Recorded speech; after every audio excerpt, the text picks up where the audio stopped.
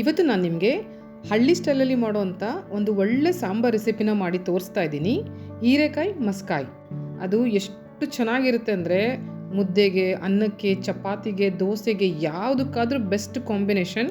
ನೀವು ಒಂದ್ಸತಿ ಇದನ್ನು ಮಾಡಿಕೊಡಿ, ಮನೇಲೆಲ್ಲರೂ ಮತ್ತೆ ಮತ್ತೆ ಬೇಕು ಅಂತ ಕೇಳ್ತಾರೆ, ಅಷ್ಟು ಚೆನ್ನಾಗಿರುತ್ತೆ. ನೀವು ಫಸ್ಟ್ ಟೈಮ್ ನನ್ನ ಚಾನಲ್ನ ನೋಡ್ತಾ ಇದ್ದರೆ ಸಬ್ಸ್ಕ್ರೈಬ್ ಮಾಡ್ಕೊಂಡು ನೋಡಿ.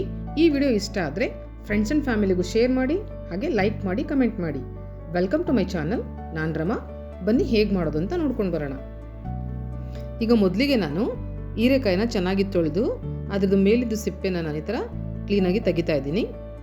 ಇದು ಸಿಪ್ಪೆಯಿಂದನೂ ಸಹ ನಾವು ಚಟ್ನಿ ಎಲ್ಲ ಮಾಡ್ಬೋದು. ನಿಮಗೇನಾದರೂ ಅದ್ರ ರೆಸಿಪಿ ಬೇಕಂದರೆ ನನಗೆ ಕಮೆಂಟ್ ಮಾಡಿ.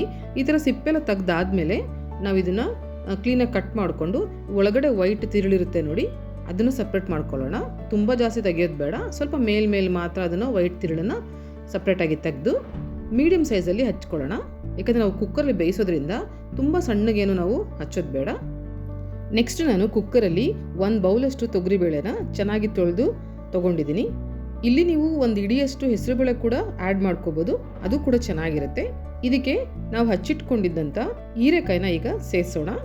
ಖಾರಕ್ಕೆ ತಕ್ಕಷ್ಟು ಮೆಣಸಿನ್ಕಾಯಿ ಹಾಕ್ತಾ ಇದ್ದೀನಿ. ಒಣ ಮೆಣಸಿನ್ಕಾಯಿ ಹಾಗೂ ಹಸಿಮೆಣಸಿನ್ಕಾಯಿ ಎರಡನ್ನೂ ಹಾಕ್ತಾ ಇದ್ದೀನಿ.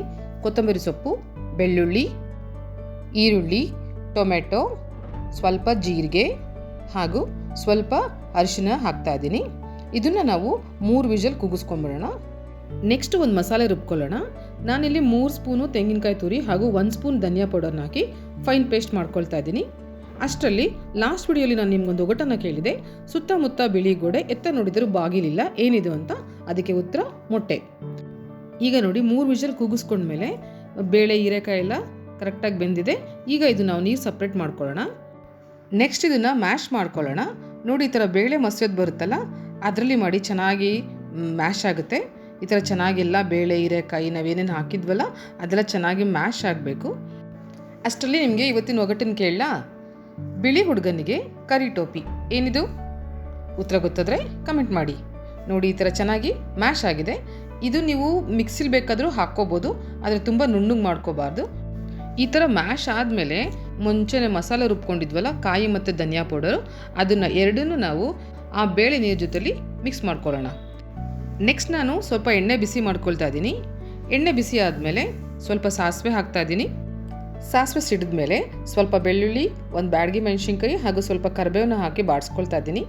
ಇದನ್ನು ಬಾಡಿಸ್ಕೊಂಡ್ಮೇಲೆ ನಾವು ಮ್ಯಾಶ್ ಮಾಡಿ ಇಟ್ಕೊಂಡಿದ್ವಲ್ಲ ಬೇಳೆ ಹೀರೆಕಾಯಿನ ಈಗ ಅದಕ್ಕೆ ಸೇರಿಸೋಣ.